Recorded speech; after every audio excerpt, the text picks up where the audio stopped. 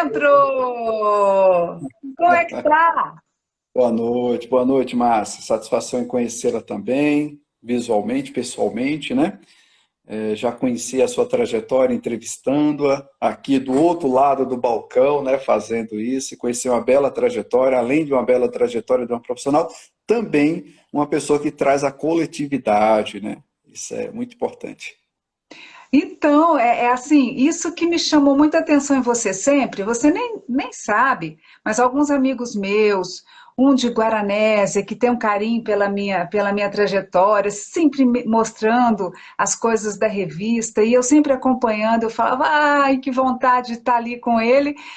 Fiquei feliz quando você me convidou demais, e agora mais feliz quando a gente pôde, através do Guia Musical de Brasília, lhe convidar. Porque Maravilha. você vem com uma história que vai além de fazer música, porque você é músico, você é poeta, você é jornalista, mas você vem com uma história de, olha, segurar a barra, de levar para o ar as pessoas desse Brasil inteirinho. É muita coisa. E além de fazer as entrevistas, mandar pergunta, arrumar tudo português, colocar no ar, você também faz os seus livros, coloca isso da cultura também nordestina, além do Brasil inteiro, você tem uma pesquisa muito grande sobre a cultura nordestina. Sabe o que eu queria? Deixa eu só um instantinho, por favor, peraí. Só um instantinho. Vou chamar o Barroncas, que o Barroncas é seu colega de trabalho, né? Deixa eu chamá-lo aqui, vocês vão passar a ser amigos. Uma pessoa muito especial, viu, Barroncas, que vai entrar com a gente, muito lutador, muito especial, já está chegando.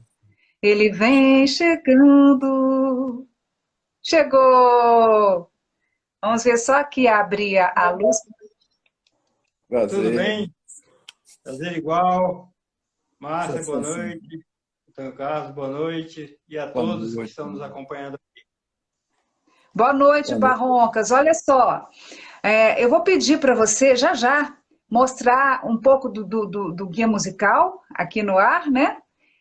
Para também você e Antônio Carlos começarem aí a trocar as figurinhas musicais, mas assim, da parte de trás, a luta diária, a história, sabe? Ligar para o artista às vezes que tem ali muita coisa para mostrar, mas não sabe ainda nem colocar coisa na internet, porque está lá longe, lá no fundo do Brasil, sabe? E o Antônio Carlos cavuca, ele faz isso. Barroncas cavuca também. Então tá muito legal vocês dois juntos hoje. Barroncas, mostra um pouquinho das capas do guia, vamos mostrar para o Antônio Carlos. Sim, satisfação, Antônio Carlos, recebê-lo. Como a Márcia falou, você é músico, é produtor, é jornalista, é produtor editorial, né? Acima de tudo, um teimoso. E é da Paraíba. A Paraíba é um celeiro de grandes músicos, de poetas. Aliás, a autora do livro sobre a Rosa Passos, que é a Gabriela Vilar, é também da Paraíba. Tem o Moisés aqui em Brasília, que é da Paraíba. Se a gente for pensar em tantos nomes importantes, né? Do ritmo, o nosso... Como é que é aquele grande do ritmo? Fugiu o nome completamente agora, que é o do pandeiro lá, que tem Jackson do estátua na... Pandeiro. Jackson do Jackson. Pandeiro. Aliás, eu não poderia nem ter esquecido, porque minha mãe adotou, minha mãe era uma pessoa generosa, ela adotou, além de nos criar, ela 7 filhos ao todos, 3 morreram na infância, e ela adotou mais 3 filhos também. E um deles eu sugeri o nome do Jackson do Pandeiro, Jackson, aliás, né? Em homenagem a Jackson do Pandeiro, que meu irmão, infelizmente, já se foi também. Mas realmente a Paraíba tem essa coisa maravilhosa, né? Da história fortíssima com a música. E o Guia Musical de Brasília, assim como a Ritmo e Melodia que eu estava vendo, você tem uma quantidade de entrevistas enorme, né, de músicos, é um catálogo, na verdade, de músicos do Brasil, né? Então, para a nossa história, eu digo sempre, eu sempre tive uma admiração muito grande por pessoas por fazedores de coisas, pessoas que fazem coisas, seja do ponto de vista intelectual, seja do ponto de vista físico, pessoas que constroem, que elas não têm, elas têm aquela preocupação não apenas com elas, mas com os outros, que querem construir, fazer alguma coisa com os outros, né? Então, isso é uma coisa muito importante. Deixar alguma coisa, pela curta passagem que nós estamos aqui, né? Como já desde 400 anos antes de Cristo, o Platão lá já pensava na música. Ele achava que a música era uma coisa profunda que influenciava profundamente as pessoas, que poderia, inclusive, influenciar para o bem ou para o mal. Por isso, ele era a favor da educação musical. Então, isso é uma preocupação que nós trazemos esse legado lá de trás. Então, o Guia Musical de Brasília, para abreviar um pouco, tem uma história recente de 6 anos. Eu, na verdade, sou também da área editorial.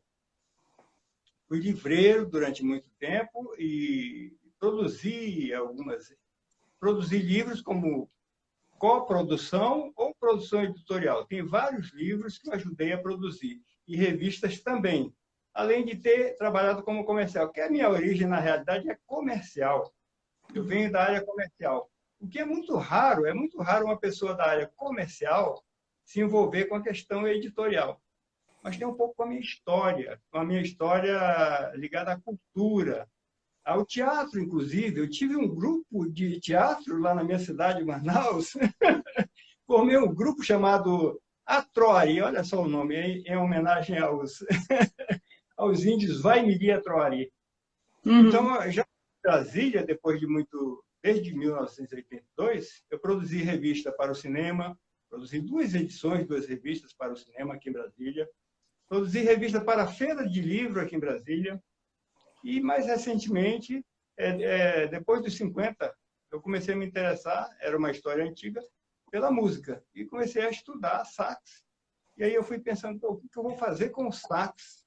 Eu dificilmente vou ser um grande músico e tal, mas eu posso usar uma experiência editorial para fazer alguma coisa, revista.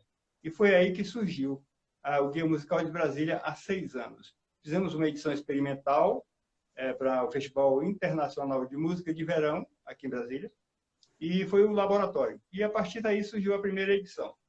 Então, de lá para cá, eu vou mostrar as 3 últimas edições, inclusive a Márcia Tauil, que foi uma das nossas capas, a edição número 6. Belíssima edição, foi uma das edições que esgotou, viu? Depois veio aqui o nosso maestro, Ney Rosauro, já durante a pandemia. Eu acabei esquecendo do Nelson Faria. Nelson Faria também, que foi uma entrevista muito importante. Agora, esse aqui saiu durante o período da pandemia. Foi uma luta tremenda. Ney Rosauro, grande músico internacional. Depois teve a edição com a Rosa Passos, que foi a nossa penúltima edição.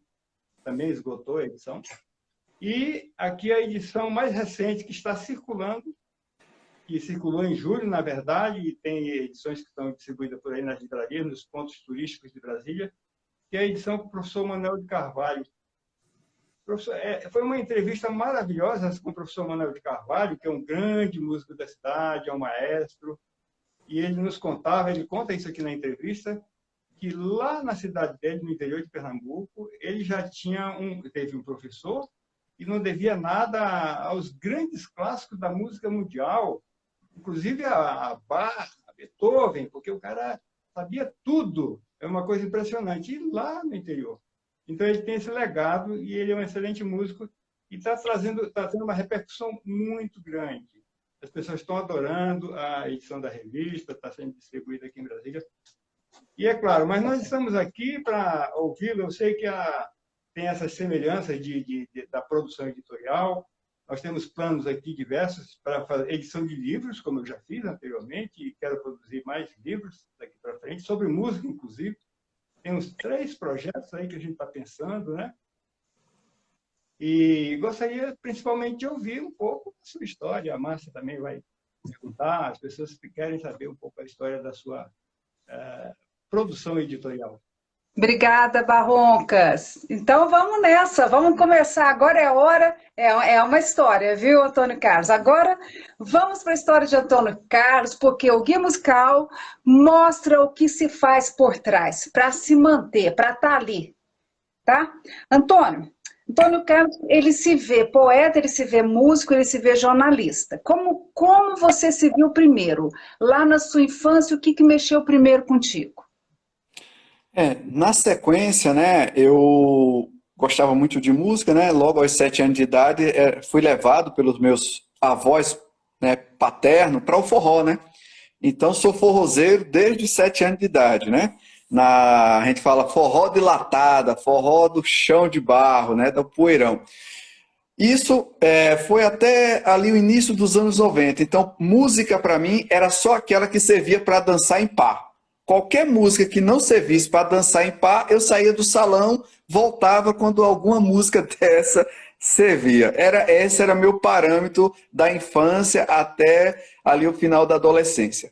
Nos anos 90, né, já ali no prenúncio ali do início do ensino médio, etc., eu me dei conta da música para ser ouvida e lida, as famosas músicas com letra, né? Essa música tem letra e tal. E aí eu entrei, né? Eu já escutava por tabela, por ser o filho caçula e ter pessoas mais velhas, eu ouvia por tabela a MPB, mas não ouvia porque não servia para dançar em par, né? Então deixava muito meu por ali. Só que nos anos 90 eu comecei a ir as músicas pelas letras, então eu selecionava pelas letras. E o primeiro, obviamente para mim, claro, né? Não estou falando obviamente por você de maneira geral, foi o Chico Buarque, né? Então, escutar o Chico Buarque, depois veio na sequência o Gilberto Gil, né? Na sequência o Geraldo Vandré, porque aí já tinha uma questão que eu gostava de letras com cunho mais de protesto, politizada, que tivesse essa... E aí, a partir daí, né, ao escutar essas músicas que tinham letra, me inspirava a escrever, né? Então, respondendo pontualmente, começou ali a expressão do poeta, né? Fazendo os primeiros versos, como eu não tinha muito, não tinha nenhum, na verdade, não era nem muito, eu não tinha nenhum conhecimento da forma, né, porque a poesia também é feita da forma do cordel, forma do verso assim, do verso assado, eu fui para o verso livre, né, que ali eu expunha, né, a minha ideia, sem a necessidade da métrica rígida, daquela questão assim mais, aonde os literatos já começam a fazer uma avaliação pela própria forma. Então, fui no verso livre, por falta, obviamente, conhecimento formal das outras linguagens da poesia. E comecei a escrever. Dito isso, eu entrei, aí eu fazia, né, aula de música. Então, as três coisas estavam muito envolvidas, né? Comecei a escrever, comecei a ter as minhas primeiras iniciação musical, onde eu aprendi uma sequência aí, teclado, contrabaixo, violão, bateria, né, nessa sequência, e escrevendo, né, paralelamente. Só que chegou o vestibular, eu tinha que decidir o que fazer da vida, né? Então eu estava ali, né, escrevendo, estava ali fazendo aula de música, e quando o meu professor, Jorge Ribas, pernambucano, né, radicado em Campina Grande, chegou e falou, olha, para você fazer o vestibular para música, esse aqui é o programa. Quando eu li o programa, eu falei, bom, se eu tiver que fazer todo esse programa, eu nem vou para a faculdade, entendeu? Eu continuo aqui, que já é muita coisa para o meu anseio, né, musical, ter que ter todo esse arcabouço, né, de conhecimento. E aí eu pensei, bom, vamos pensar em uma outra área, até porque eu não me via ali como uma pessoa com talento ali para música, a não ser o músico normal que aprende ali a tocar e se resolve. Resumindo, fui para o curso de comunicação. E no meu caso, lá em Campina Grande, na Paraíba, o nome é muito sugestivo. Eu acho que é o único lugar que tem comunicação social e artes. Eu não vi ainda nenhuma faculdade.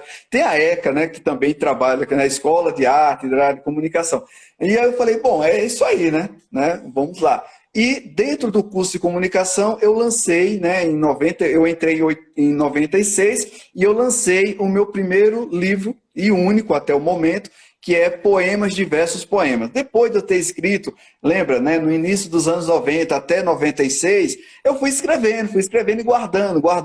Depois eu separei e falei, olha, desses mais de 100, eu acho que esses 36 eu não vou passar vergonha. Então eu vou, pelo menos, publicar esses 36. E publiquei quase com uma forma, quase de cordel, né, 2 faces assim, publiquei esse livro lá, que é Poemas Diversos Poemas. Dando um salto, né, me informei, né, vim para São Paulo em 2000, chegando aqui, aí vem as 2 histórias, não sei se eu paro por aqui, aí vem a história da Ritmo Melodia e vem a história, né, do meu projeto musical. Isso, então vem cá. Só para a gente dizer para as pessoas que ouvem, porque depois essa live fica aqui, muita gente vai ouvindo. O nosso objetivo é mostrar exatamente que música não é brincadeira, né? A arte não é brincadeira. Você vê, pessoal, você que está nos assistindo e ouvindo, o que ele acabou de dizer. Para fazer a faculdade de música, não era só tocar, né? Então a gente tem que saber, tem que estudar muito e muita coisa. Bom, isso é uma coisa para todo mundo que está aí ansiando e aspirando a música como profissão. A coisa é bem séria e a gente, como até hoje a gente brinca, todo mundo brinca disso, né? Você canta, você toca, mas você trabalha em quê, né? Você se formou em quê? Você tem alguma formação, olha, para a gente trabalhar seriamente com arte, música, cultura, a coisa é mais séria, a história do Brasil, a história da arte mundial, a capacidade de pensamento é muito colocada em xeque, né? Então, foi muito bom ele ter falado isso, pessoal, porque a gente tem que estudar muito. Outra coisa que eu quero dizer para vocês, que ele disse aí dos instrumentos que ele toca. Tem uma curiosidade que eu achei interessante na vida dele, que ele vem e começa a tocar o tamborim. Sim, verdade. Então, o ritmo para ele, né, uma pessoa que dançava em par, o ritmo faz muito parte dessa vida dele. Então, assim, a música parte ali da pujança ali do ritmo, né? A pulsação nele pegou ali na infância. Muito bem. Aí, ele vai e toca... E ele toca isso na Vai-Vai, viu, gente? Ele chega a tocar tamborim na Vai-Vai, na escola de samba. Olha 17 anos, saí da Vai-Vai. que emoção que é. 89. Rapidinho, só fala da emoção sobre isso, da bateria, todo mundo junto ali, da importância de tocar junto. Muito bom você ter lembrado isso. Eu cheguei em São Paulo, eu passei 2 anos em São Paulo, antes dessas 2 décadas que eu moro. Eu vim aos quase 15 anos, né, em 87, e fiquei até 89. E eu morava na Rua Rocha, que é do lado da escola de samba Vai-Vai, que fica numa rua paralela. Quem conhece São Paulo, obviamente, sabe disso. Quem não é uma rua paralela. Até hoje lá é a sede. E eu escutava aquilo e eu já vinha da questão da escola de samba lá na Paraíba, né, de acompanhar o meu irmão que tocava também tamborim, eu ficava do lado de um dele. Não. Bom, quando eu via Vai-Vai, vou tocar tamborim, né? Aí fui lá tocar tamborim. Aí aprendi, claro, tocar, ainda era ali incipiente, e fui sair da Vai-Vai. O interessante é que eu levo muito a sério o fazer, e eu me divirto muito menos do que... Então eu levava aquilo ali, algo muito religioso, eu via todo mundo meio que se divertindo, né, ali e tal, e eu ali no tamborim, no despregava ali. E quando eu cheguei lá, foi a minha primeira vez, né, quando eu cheguei, olhando, eu tenho poliomielite, né, eu sou filho da poli, né, e aí os afrodescendentes olhava para mim e falava: você vai conseguir atravessar essa avenida mesmo? Eu digo: rapaz, a briga é boa, mas eu vou, tá? Então esse é o primeiro. Além da questão de tocar, tinha uma questão física envolvida, porque é 1 hora tocando e 1 hora andando, né? Não só tocando. E existe também, que é importante dizer isso, existe uma hierarquia dentro de uma escola de samba, principalmente na fila do tamborim. A primeira fila é a tropa de elite. É a que não pode errar. A segunda fila é a que já está ali galgando para a tropa. A terceira fila é mais ou menos, e a quarta fila é japonês, inglês, alemão, é qualquer pessoa que fique ali, mas não atrapalhe, entendeu? Geralmente é o turista que quer também ter essa sensação. E eu comecei na fila, por ser, obviamente, nordestino, por ter uma deficiência, eu comecei na quarta fila dos turistas. E, obviamente, fui galgando e saí na primeira fila. Eu falo isso que é importante por isso. Entrar no meio, literalmente, da tropa de elite ali, estou ali tocando junto e sem nenhuma, eu diria assim, ninguém alisou para estar ali, né? Não alisou, é porque foi realmente... E a emoção é muito grande, né? Só que quando eu saí, terminou, né? Depois, 20 anos depois, eu saí na Leandro de Itaquera, bairro onde eu moro, aí foi outra sensação, outra vivência. Mas quando eu saí dali, se você me perguntou qual é a emoção, eu não tive nem tempo para saber a emoção, porque a responsabilidade é muito grande. O tal do recuo que a pessoa vê, muito bonito, aquilo dali é um inferno, entendeu? O recuo da bateria, meu amigo, se você erra aquilo dali, né? E tudo lembrando, tocando, andando, coreografando. Né? Uma coisa é as alas, que também tem uma exigência. Só que a ala, o cara está dançando, aí o cara puxa ali, quando sai um pouco dali, e vai. E a bateria é muito meio que militar ali. Você está ali, né? Muito ali. Então teve a emoção, sim, um desafio. Eu até responderia para você, houve mais um desafio, uma vitória pessoal, do que uma emoção daquela de sentir, né? De sentir. Quando eu saí na Leandro de Itaquera, eu posso dizer que eu curti um pouco mais, eu me emocionei um pouco mais, mas a tensão continua igual. Entendo, não, mas isso é importante demais, porque mais uma vez você vem dizer o que eu sempre penso. Nós, às vezes, na música, às vezes, não é sempre, claro, mas assim, a primeira sensação é de responsabilidade, porque tem gente dependendo da gente. E tem gente ouvindo aquele show, sabe? Você tem que levar uma coisa boa, não é brincadeira, né? E outra coisa interessante de dizer é, você com poliomielite, né? A música de alguma forma também, mesmo você muito sério, a pulsação te levou, te segurou. Com certeza. Ela te levou, ela foi te levando. E bebendo só água, sem nenhum tipo de líquido que me desse mais motivação. Só na água mesmo. E também é muito sério se você precisa estar ali e tomar um líquido que te resseque. Isso que as pessoas também precisam saber, músicos novos.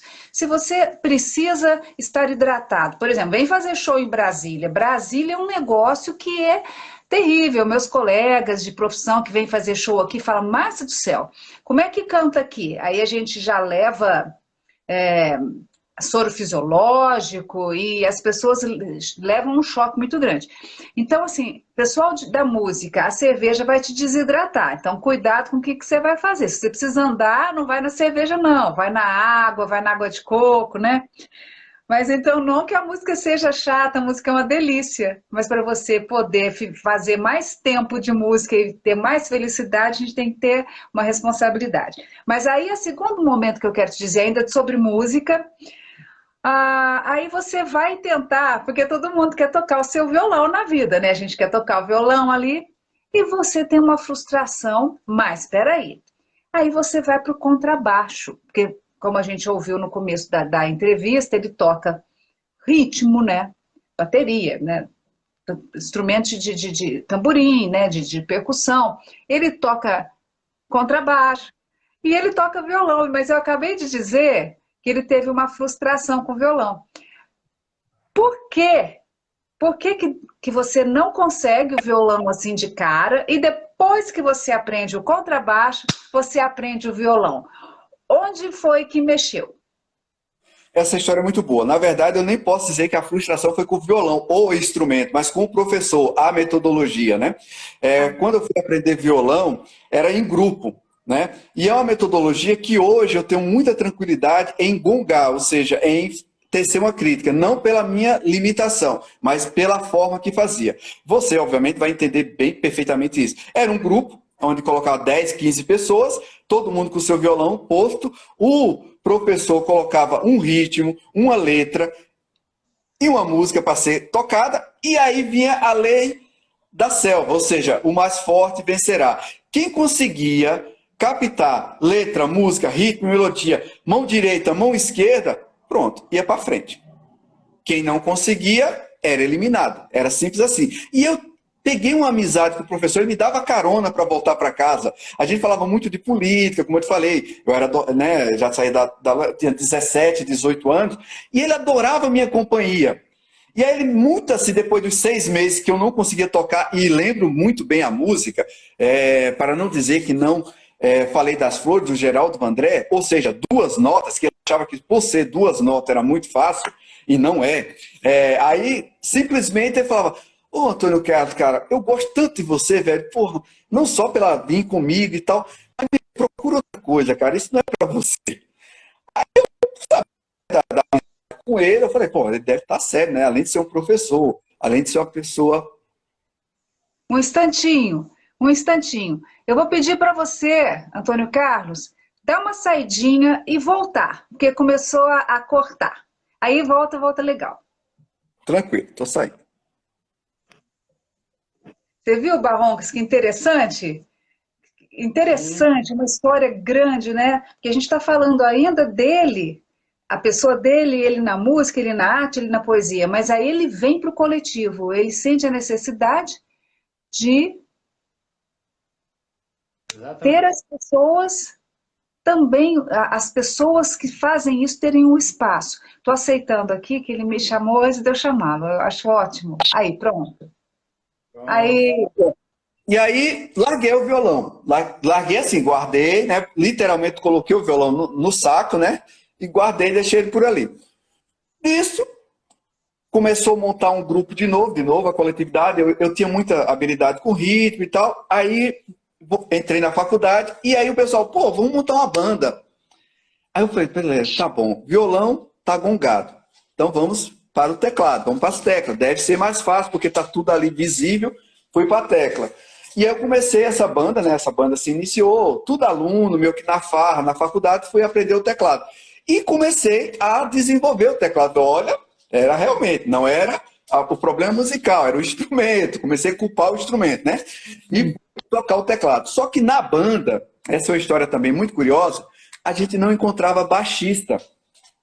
E um belo dia, depois de 6 meses de ensaio, eu super empolgado, aí sim, sentindo emoção, o pessoal falou, olha, a banda vai ter que acabar, né? Porque a gente não tem baixista. Eu falei, mas acabar a banda, a gente tem 5 instrumentistas aqui por conta de um sujeito chamado baixista. Eu achava isso um absurdo. Eu falei, olha, temos 2 violões, temos uma guitarra, temos um baterista, temos um tecladista, e vamos terminar isso por causa de um baixista?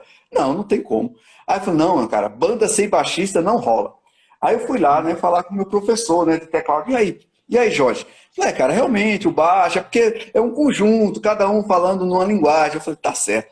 Peguei meu teclado, saí da minha aula de teclado, me dirigi à loja, né, porque na época, anos 90, tinha um negócio de instrumento dentro do prazo ali, que você podia devolver e tal, né. Fui lá, né, aí eu fui lá, falei, ó, tá aqui o meu teclado, eu queria um contrabaixo. Aí o vendedor falou, tá, tranquilo, tá dentro né, do prazo aí, você devolver, tá tudo ok, pode pegar lá o contrabaixo. Eu falei, mas eu não sei o que é contrabaixo.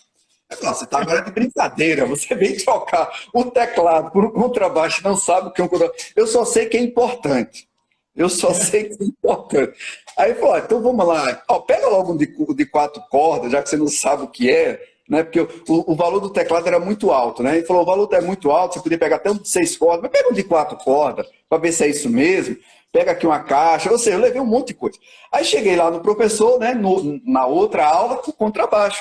Aí ele falou, meu, cadê o teclado? Eu falei, não, velho, ele falou que tem que ter um baixista, velho. Eu não vou parar a minha diversão por falta disso, né? E aí, no primeiro exercício, ele falou, velho, esse é o seu instrumento, cara. Eu falei, sério? Eu tô falando, nunca vi ninguém com a pronte do psicato, da coisa da digitação, você é bem serinho, muito lógico. É isso, cara, é isso daí. Tá bom, né? Tá falando, vamos. E realmente, todo o ensaio eu levava 2 músicas. todo ensaio levava 2 músicas, que essa era a minha meta, todo ensaio, 2 músicas, para poder a gente fechar. E como o repertório já estava grande, é claro, fique claro que eu não sou nenhum virtuoso no assunto, nem qualquer instrumento, mas é que a gente pegou, logicamente, rock and roll. E o rock and roll, como a gente bem sabe, que é um pai do contrabaixo elétrico, né? A gente pegou Legião Urbana, pegamos músicas que realmente era cabeça da nota, vai que vai, era mais velocidade, dum, dum, dum, dum, dum, e foi. Então a gente começou a encher ali a linguiça. Aí depois pegou um reggae music, que aí sim era um pouco mais encrencado, né? O reggae já é mais encrencado, pegando uma coisa de MPB, que é um pouco mais encrencado. Mas, de certa forma, eu segui. E realmente, eu te digo, teve a questão técnica que o professor identificou, mas uma coisa eu vou te falar. O contrabaixo, o grave dele, aí quem é músico vai entender, a vibração dele é um instrumento que eu entro em transe. Eu nunca fiz, eu estou esquecendo o nome, é como se fosse, eu falo, não é terapia, mas é aquela coisa, meditação. Eu nunca fiz meditação. Mas eu acho que o mais próximo de meditação é quando eu estou tocando contrabaixo. E as pessoas que visualizam isso falam que eu entro em outra vibe ali, eu realmente entro em outra situação. E o contrabaixo é o quê, gente? Ritmo e melodia, né? Mesmo ele podendo fazer o acorde, mas eu aprendi a fazer o acorde, claro, mas eu abandono.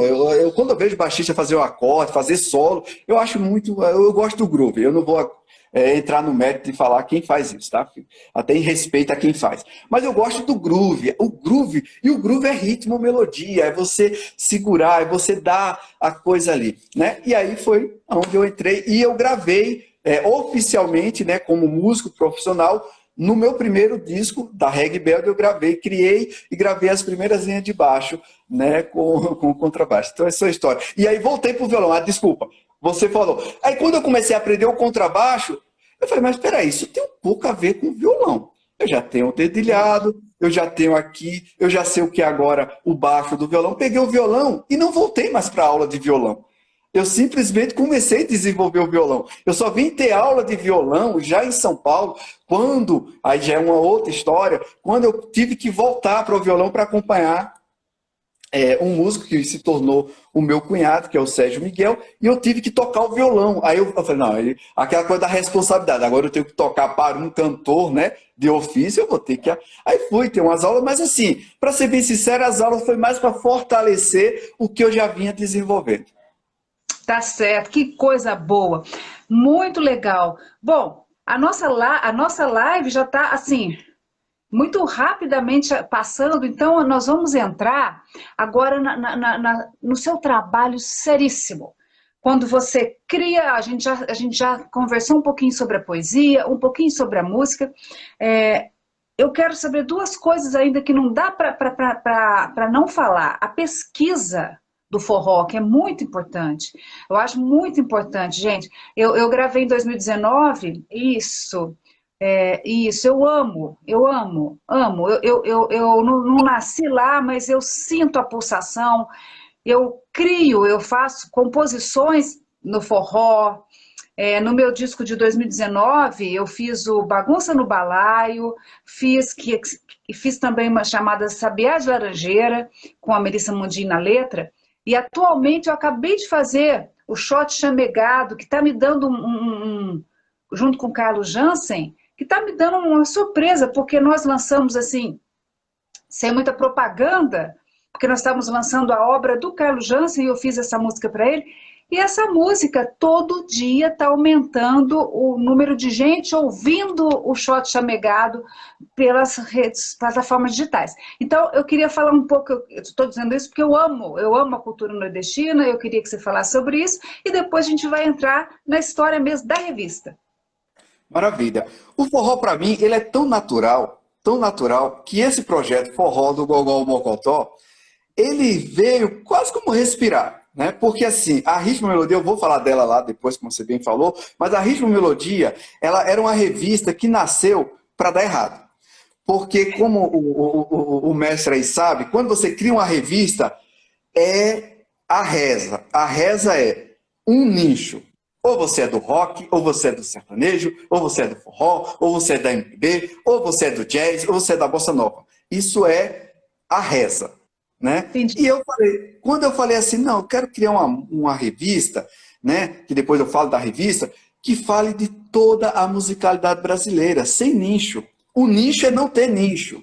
O nicho é falar dessa diversidade que todo mundo fala, mas fica uma coxa de retalho. Eu tenho que ver uma revista disso, uma revista daquilo, e não tem uma revista que abriga isso. Então, dito isso, eu não fiz uma revista do forró, né? E aí, só que eu comecei a entrevistar forrozeiro, e aí quando chegou aqui o primeiro fomento do forró, né?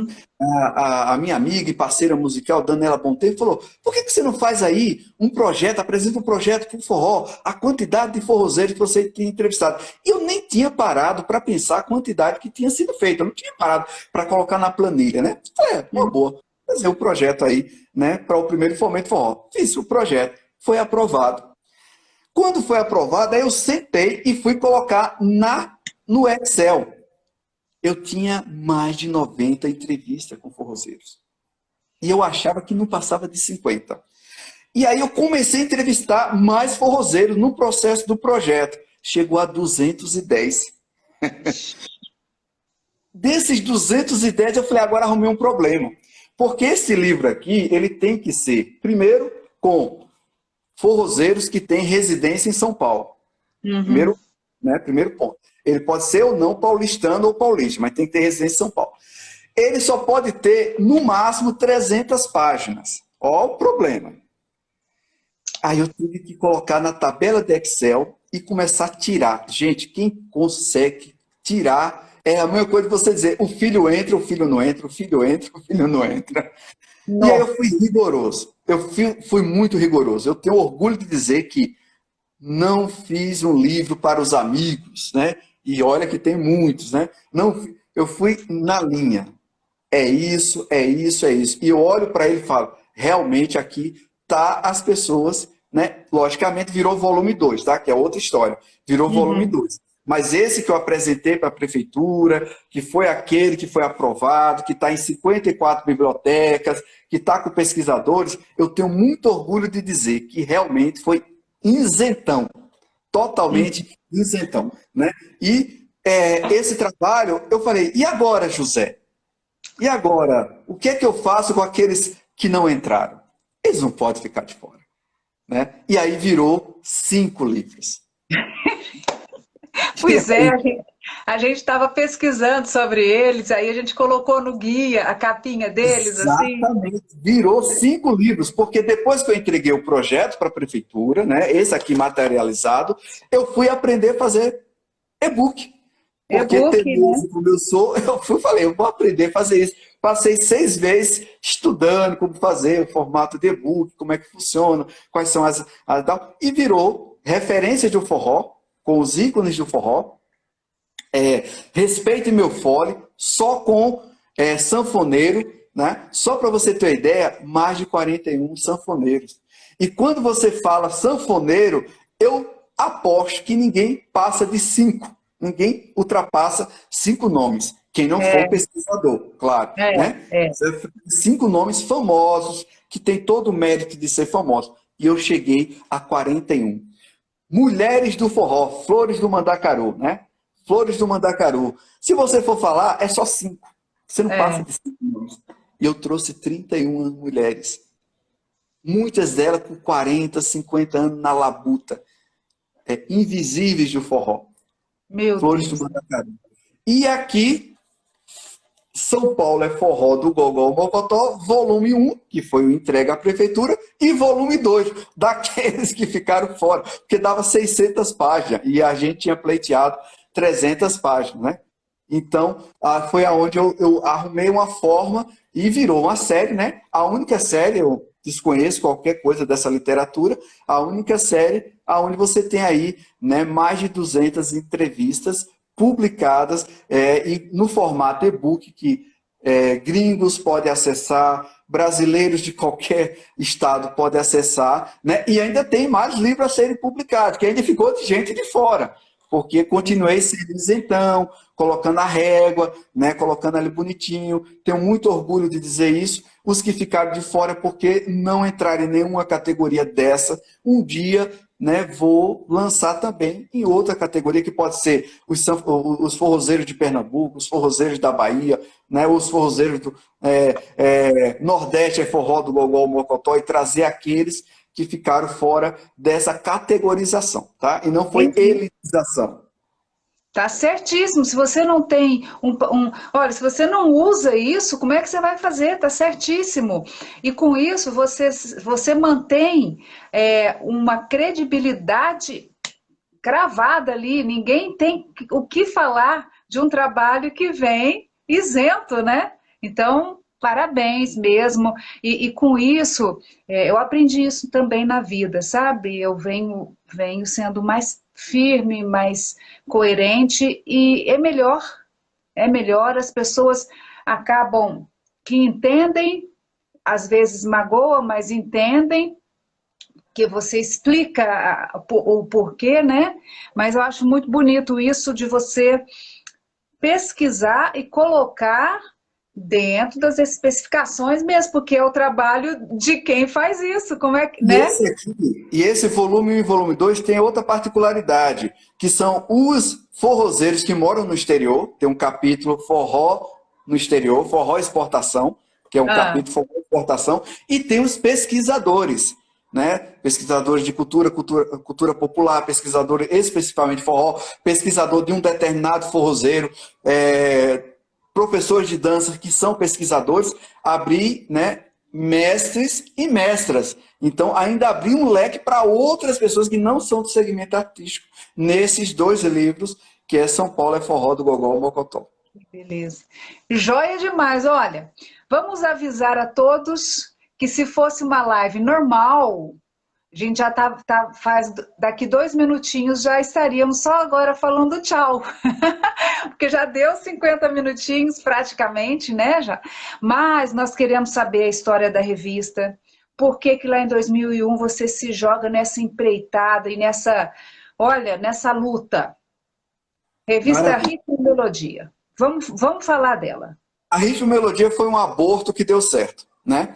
Porque eu fui contratado em 2001 para fazer uma revista impressa, né? Não tinha o nome Ritmo e Melodia, e 3 meses depois de eu fazer a revista, fazer todos os artigos, todas as entrevistas, deixar bonitinho, diagramar bonitinho, o povo sumiu. As pessoas que me contrataram, sumiu. Eu cheguei no local de trabalho, não tinha mais ninguém, né? E aí eu falei, olha, cara, e agora? Né? Era tempo de disquete, né? Tinha deixado cópias, etc. Eu corri na Biblioteca Nacional, eu recém voltado para São Paulo, corri na Biblioteca Nacional para registrar, né? Era uma forma de eu, vou resguardar aqui esse material e tal, questão de crédito, né, e tudo mais. Quando eu fui registrar, a pessoa falou, olha, tem um rapazinho aqui que ele faz site, por que você não coloca isso aí no site? Eu falei, mas não tenho grana para isso, acabei de perder o trabalho e o negócio. Mas enfim, fiz o site. E quando eu fiz o site, o cara falou, qual o nome? Aí eu parei e falei, caramba, e agora tem que ter um nome, né? Porque antes tinha o nome daquela que foi abortada, né?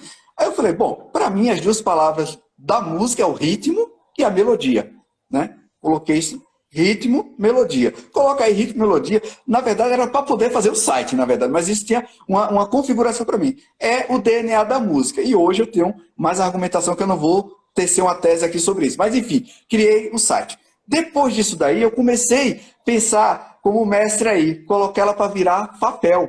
Porque eu vinha de uma formação disso. E procura, o primeiro ano, o segundo ano, procurando, ninguém patrocinava. Eu falava de muita coisa. Ah, não, teve patrocínio. Olha, se você falar só de tal segmento, eu te patrocino. E se você falar só dos meus artistas, eu te patrocino mais ainda. Eu falei, rapaz, não dá.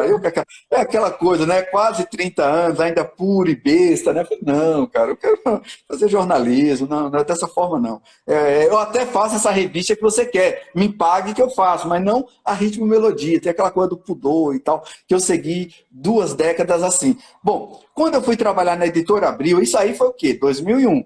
Quando passou 7 anos, eu fui trabalhar na Editora Abril, em 2007. E vendo a maior empresa de revista, que é a Editora Abril, né?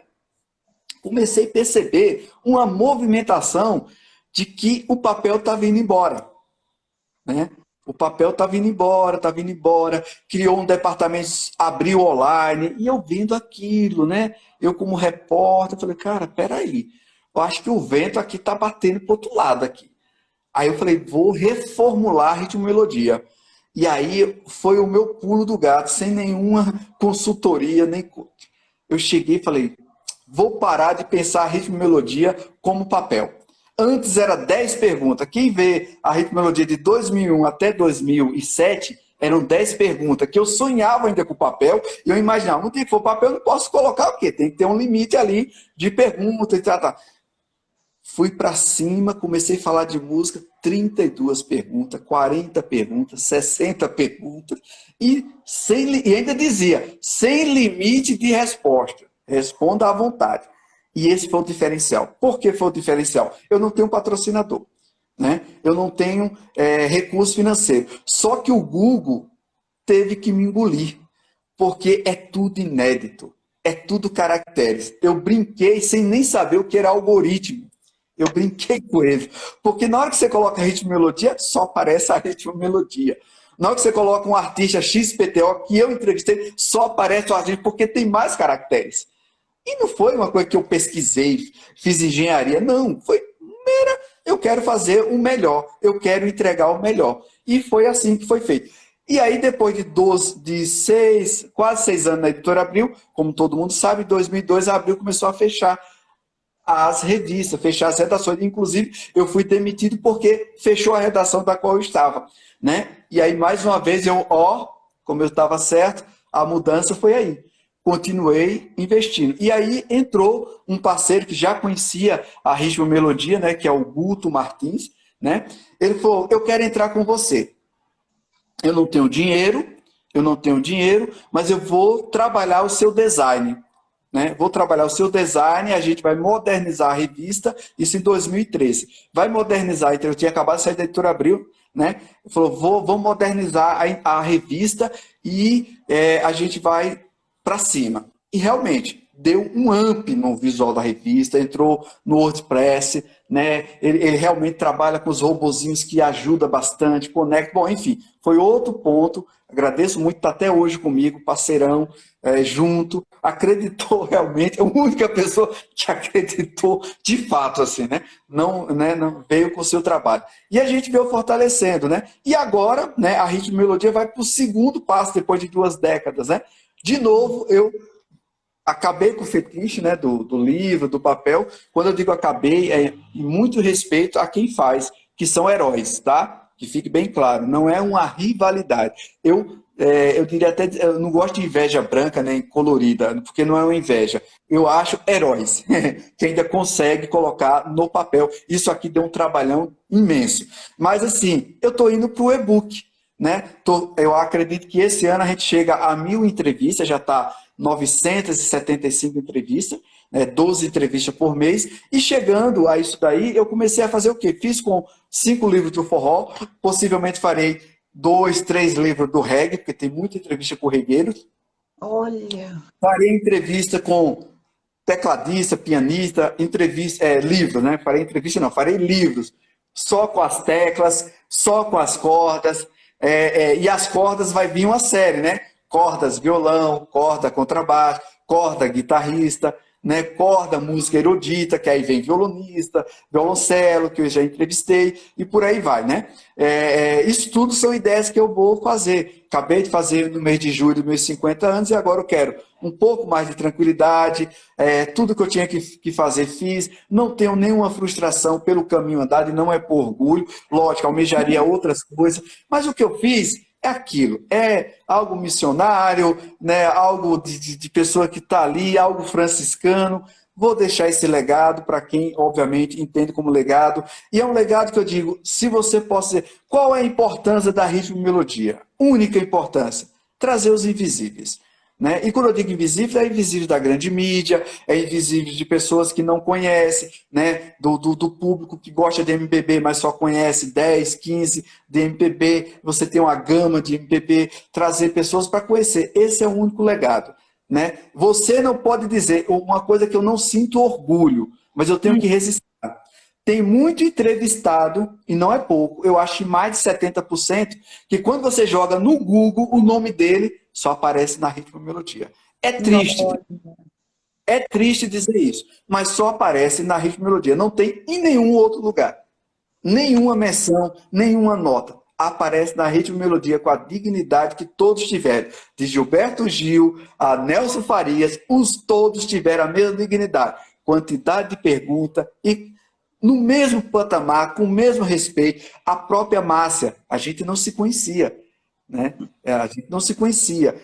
O mesmo tratamento. Não tem essa ou aquela, aquele não tem. É o mesmo tratamento. E é claro, aqueles que não, que tem muitos que não entendem, não, entrevista engessada, é muito burocrático, eu vou ter que responder minha própria entrevista, eu vou fazer o seu trabalho. Tem gente que diz isso. Eu falo, como assim você vai fazer o meu trabalho? Não entendi. Não, porque eu vou ter que responder. Eu digo, gente, você na hora que fala, você não responde, também não é. Imagina se você começasse a entender que na hora que você responde, né, por áudio, você não está fazendo. A única coisa que eu te digo, eu pego a sua entrevista, como a Márcia falou, você tem um conhecimento poético, tem um conhecimento musical, sem menosprezar ninguém. Eu já recebi entrevistas sofríveis. E quando o cara lê, ele próprio que lê fala, rapaz, eu falei tão bonito daquele jeito, foi?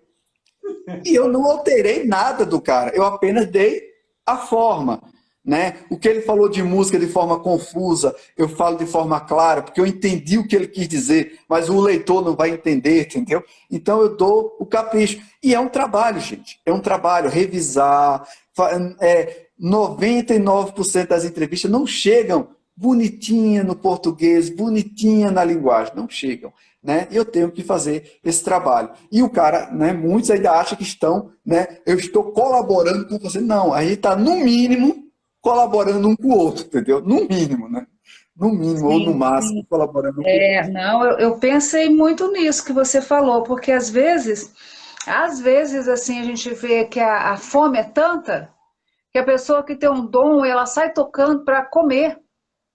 Ela não tem a chance de estudar. E quando você me mandou as perguntas, e bastante, né? Bastante pergunta, eu pensei, eu falei, meu Deus, eu posso responder isso, né? Eu fui uma pessoa que recebi da minha vida, graças a Deus, uma educação, uma família que me deu livros, né? Eu escrevi para telejornal há muito tempo, eu apresentei telejornal e escrevia todas as áreas, todas as notícias, desde a parte de música, da parte do telejornal da hora do almoço, da hora do jantar, eu tinha a linguagem para tudo aquilo. E eu falei, meu Deus, pensei muito nisso, no que você está falando, e pensei no trabalho seu, porque eu sei que você vai receber o mais alto nível de entrevista escrita como gente que não teve essa chance, que é um grande músico, que precisa de ter algo na internet para conseguir talvez algum apoio dentro dos editais, que você precisa ter algo para mostrar na internet. Você disse que às vezes está só aí, isso ali pode salvar um projeto. Não, muitas pessoas chegaram para mim, essas mesmo, algumas resistentes, que falou, cara, quando veio a pandemia, velho, que eu precisava preencher tudo aquilo dali, o seu trabalho, no caso, a entrevista dele, e o meu trabalho, me salvou, cara. Porque eu fui lá, botei ela aberta de um lado e fui contando a minha história. E quem realmente entende isso é um portfólio, né? É um portfólio. É impressionante. E esse trabalho que você faz por trás. Eu falei, se ele pergunta tudo isso e a gente responde, o trabalho dele é muito enorme, de ter que revisar tudo isso, é muito grande. Realmente agora está na hora de você descansar um pouco. Eu sei que você não vai descansar com os e-books, você vai dar um tempinho aí grande, mas olha, você não vai descansar mesmo, porque a gente já está percebendo como que você é, né? Te desejo descanso, mas não sei se você vai conseguir. Porque é uma pessoa que tem... Vou mudar só a forma agora, né? Já vai mudar a forma, mas olha, continua um grande trabalho. Então, olha, Antônio Carlos, eu gostei muito de ter você aqui, de estar do lado seu e do Barroncas, duas pessoas que são aliados dos artistas, são artistas, você na área musical também, o Barroncas, que agora é bom fazer essas coisas do guia musical, porque olha, eu fico só de ouvido em pé das coisas que ele está falando, nunca ele falou que ele já tinha feito teatro, agora ele está perdido comigo, que agora eu vou pôr esse homem. Não, você não tem ideia. Você vai ver, vou criar tua biografia, você vai fazer você vai apresentar os shows agora de acordo com a temática do show. Quero nem saber. Tá certo, tá certo. Então a gente fica descobrindo coisas que a gente não sabia nas lives. Adorei, viu? Olha, então eu quero agradecer mais uma vez, né, a você, Barroncas, obrigada por sempre estar ao meu lado, né, me convidando para ser essa mestre de cerimônias das entrevistas do Guia Musical. Eu e Barroncas, nós sabemos o dia a dia que você passa. Nós somos pessoas que vivemos apenas desse trabalho. E não é brincadeira no sentido também de sobrevivência. Então, nós sabemos as coisas que nós passamos financeiramente para poder estar aqui cantando, falando, entrevistando, você fazendo esse trabalho impressionante.